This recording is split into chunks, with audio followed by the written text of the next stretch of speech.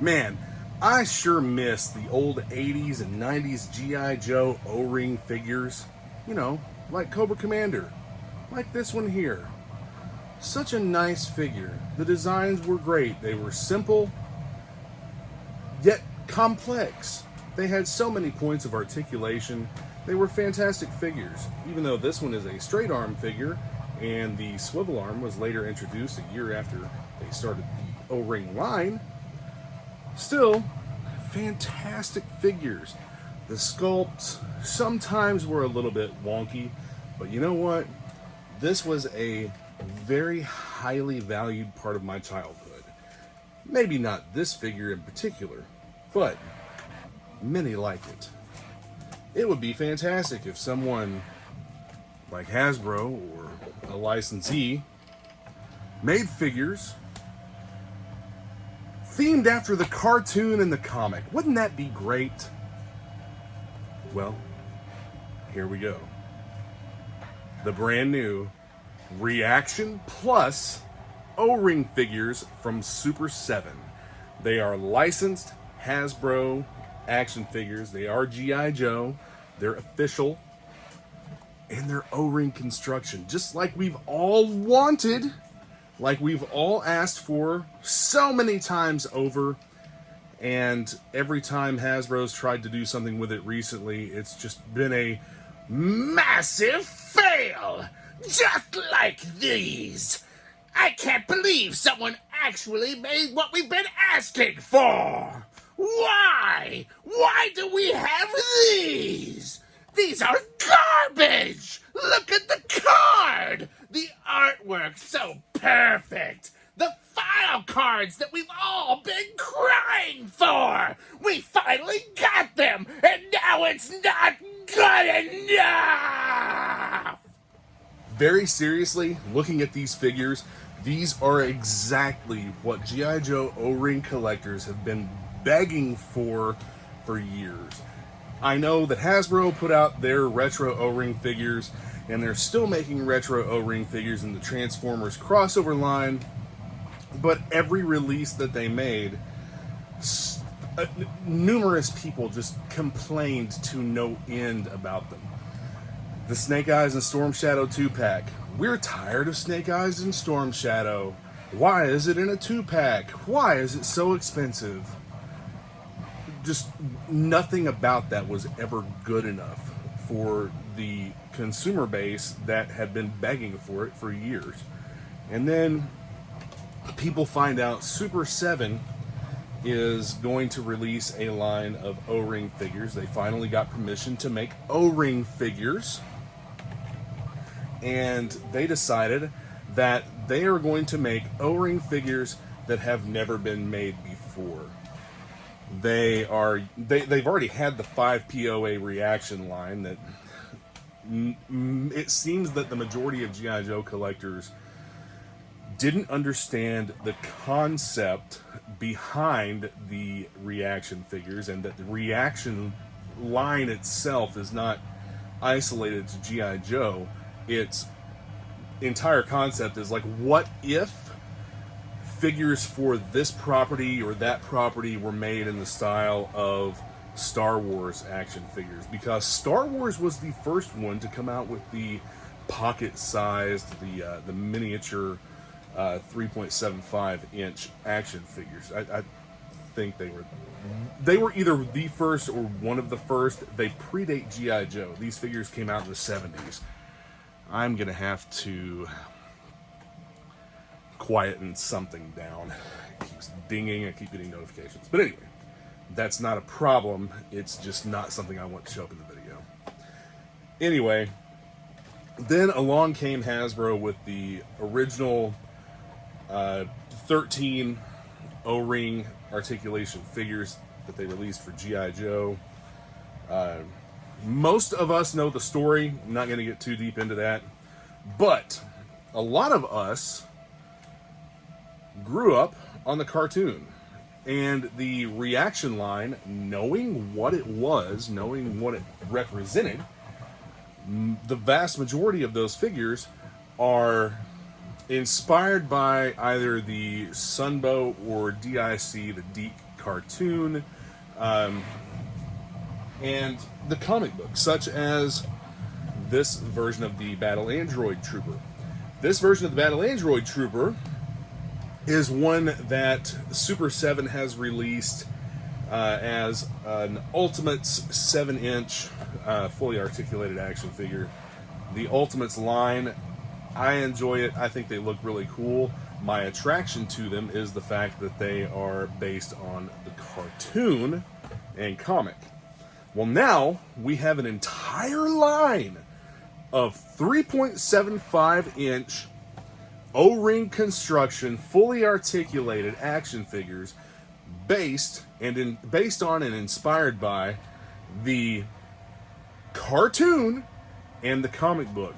And supposedly, from what Super 7 has said, they'll be making some of these based on other properties as well. I would expect something along the lines similar to like what Red Laser's Army was doing with never released figures. I know that I read at one point that we are supposed to be getting the Raymar figure, the big barbarian guy in this Reaction Plus. That's what these are being marketed as, Reaction Plus. So it's part of the Reaction series of figures, but the plus represents the articulation and the O-ring construction. I see so many people complaining about these.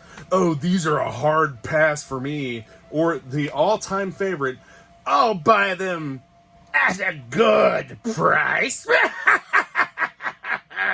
I'll wait for clearance. Yeah, you've got all the clearance bros and the guys who just refuse to buy anything, which I get it, man. Like, everybody loves a deal. But in the same breath, they'll claim to be such a huge G.I. Joe fan and how they're a real fan or whatever, and yet they don't support any of the G.I. Joe lines that come out. And it's just absolutely appalling to see this. And I really think that it's a small, very vocal amount of people like this, because everyone shit on this when it was released. Not everyone, but you had this group of people who constantly shit on these when they were announced, when they were released. Oh, these are terrible. Why? Because it's not 1982 made over at $3 a piece. Yeah, they'd complain about that too, because it would be reproduction, or they would have some kind of problem with that. It seems that this group of people is never able to be pleased no matter what. They see a very small, narrow window for their desires and their interest in this property. There are also those of us who absolutely love G.I. Joe and are happy to see a continuation of the brand, to see the brand back in the way it is. They are literally making something for just about every type of collector. They've done that through licensing out the brand to many other manufacturers that specialize in particular styles of action figures. You have the Super 7 just going nuts with the Reaction Plus, the Ultimates line. You have Hasbro with the wildly popular G.I. Joe Classified line. That's wildly popular and successful. Look at the funding of the HasLab projects. You have other, Mezco making super high-end 6-inch, highly detailed action figures. And there's a bunch of other stuff, too, that's coming out through Hasbro licensing their property out to other manufacturers. I am happy to see the line and the brand continue. I would really love to see it evolve in a way, even if it's a new line of G.I. Joe, that would bring in the interest of new collectors, even more so than what Classified has done in the 6-inch scale action figures. I would love to see something brand new, and I believe that we are getting a taste of that with some of the Transformers crossover stuff and the Energon comic. You know, we've got a new comic line that has become wildly popular. It's doing exceptionally well thanks to Skybound and Division of Image. And if you're not reading those different series, you're missing out, because they're very well written, they're good stories, and there's a lot of really cool stuff happening with them. But back to the topic at hand, these, for any G.I. Joe fan, for any true G.I. Joe fan that loves the nostalgic aspect of this stuff, like these are 100% everything that we've been asking for, everything that the O-Ring fans have been asking for. They nail the nostalgia button. I mean, with a big, heavy fist right on it. And you've got beautiful card art. You have the figure excellently displayed in a bubble tray. He's not flopping around. The accessories. No, they don't come with a ton of accessories, but neither did the figures that we were buying in the 80s. Some of them in the 90s came with a ton of stuff, but how many of those accessories got lost and whatnot? They don't have to come with a ton of stuff to be a cool figure. Look at this. Like, the sculpting and everything with this figure is straight up cartoon. And then if you look at the back of the cards, this is where they really shine. Because, I'm talking about the packaging. This is where the packaging really shines, because the one thing that everyone seems to unanimously agree on in the G.I. Joe collector community is that we want file cards. Hasbro has some kind of a restriction where if they include a file card, it has to be printed in, I think, like a minimum of 5 different languages. And when you're trying to cram 5 languages onto something this size, you don't have a lot of room for other text. You don't have a lot of room for actual content. And these are printed in one language. You have the Larry Hama style file card bio here with the main body, the flavor text, and all of the information, the statistics or whatever for the character and the name, file name. I mean, these are fantastic. These go right along with the vintage card backs, and they've left nothing to be desired as far as the packaging goes. As far as the figures, I don't see it. I don't see any of the problems that other people seem to have with these figures. I think maybe it has more to do with the fact that it's not Hasbro that's making them. It's Super 7, and maybe they just have a problem with somebody else making them. But even the people that are complaining never seem to point out any of the problems that they have with these figures. And I saw a post on Facebook showing where parts from these figures, especially this Cobra Commander, parts from these figures are interchangeable with parts from original vintage O-Ring figures. How much better do you want?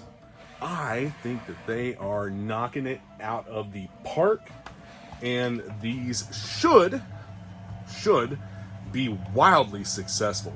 They are making a ton of them, I hope. But on the Super 7 site, this Battle Android Trooper is already sold out. Typically, when something sells out on the Super 7 site, it does not come back in stock there. However, I do have stock coming from my distributor of all of these figures, and today I'll be able to place a stock order for more cases of just the Battle Android Trooper. A couple of other things here. I'm going to make another series of videos on individual figures, and we'll discuss all of the things that I like or dislike about these figures. And yes, there are some things that I dislike or I think could have been done better. As with pretty much anything that comes out, there's going to be some of those negatives, some of those drawbacks. But for the most part, Super 7 has given us exactly what the majority of people have been begging for years. They really did a phenomenal job on these, and I can't praise them enough. The Snake Eyes figure is, and it even tells you on the back like what it's inspired by. This one's inspired by the comic version of Snake Eyes, and I can see it a little bit. Yeah, I can kind of see it a little bit. It's there. The paint apps on the figure don't necessarily match the artwork, and there's a couple things with the sculpt that don't match the artwork. But we'll get into that in Snake Eyes' own standalone video. But the packaging for these is fantastic. I'll open each one of them up, and I've got some special cases to put them into for display so that I don't lose this wonderful card art. The last one here that I want to show you is the CoverGirl action figure, and she is based on the Sunbow cartoon CoverGirl with the blonde hair and green outfit, and she's again fully articulated with the swivel arm and riveted elbow and the riveted shoulders. Like this is what, in my opinion, G.I. Joe should have been in my childhood. It 100% is. I grew up on the cartoon, which was very sci-fi oriented, and the characters were very, imagine this, cartoony. I don't think that we had any realistic looks to any of this stuff with the figures in the 80s. None of it was ever realistic to me, and I don't expect that with any of this line. But judging by these four figures, I'm all in for the Reaction Plus line. And just to talk about the price point for a minute, if you look at the price of a G.I. Joe figure back in the 1980s, we'll say 1985, so they ranged, like, I know that I've seen price stickers, and I remember the price points from when I was a kid of being anywhere from like $2.99 to $3.99, depending on where the store was, what store you bought them in, if they were a brand new big display, or a few other factors. But in that $3 to $4 range, and $3 to $4 back then equates to a little over $10 now. So you have these, which sell for a flat 20 plus tax. You have to take into consideration that there is more involved in these figures than just manufacturing and getting them into our hands. They have licensing fees to Hasbro. I'm sure that licensing a Hasbro property is not cheap. They have to compensate for that. And the overall price of production in China, which I believe these are made in China. Let's look here. Yep, made in China. Right here. Made in China. So, manufacturing this stuff in China, Chinese factories realized exactly how popular it was, and they started charging more for production of toys and products like this than what they were in the 80s. You also run into a couple of things in manufacturing in some of these factories where if you want to get your product, they may ask you to pay more to bump you up in line, because that's what these factories do. They have like entire towns that do nothing but, you know, manufacture action figures, manufacture toys, or manufacture whatever. It is they're manufacturing towns, and I don't want to run this video over too long, but the $20 price point for something that is a phenomenal display. It's packaged extremely well. It has everything that we have desired in the O-ring style for years. I think $20 is a pretty damn good price point, especially when you look at some of the third-party offerings that are coming out that range anywhere from $20 to $30 for a single figure. That's, I mean, if you're collecting G.I. Joe and you just have an interest because it's that type of construction, I would rather buy I don't want to get into like, I would rather do this than that, because I'm going to do most of it anyway. But if you're going after G.I. Joe and you're okay with paying more for something that's not G.I. Joe, why would you not be okay with this price point for something that is official G.I. Joe? I guess that's kind of what I'm trying to say there. Is like, that's not a bad price point, and it's not the company like gouging or anything like that. And yeah, you can talk about how Super 7 is a multi-million-dollar company that makes a ton of figures, makes a ton of money, whatever. They have the money to make this happen. If you think you can do better, by all means, go ahead. Make your Kickstarter and have it fail a couple times and see how that goes for you. Or come out with a really good product and have it succeed the first time around. You never know what happens if you don't try. Thanks for watching. Be sure to subscribe, like, comment. Let me know your thoughts. I know some of this is controversial or whatever, argumentative. I will be back soon with more videos for the individual Super 7 Reaction Plus figures. All right. Thanks for watching, and I'll see you again soon.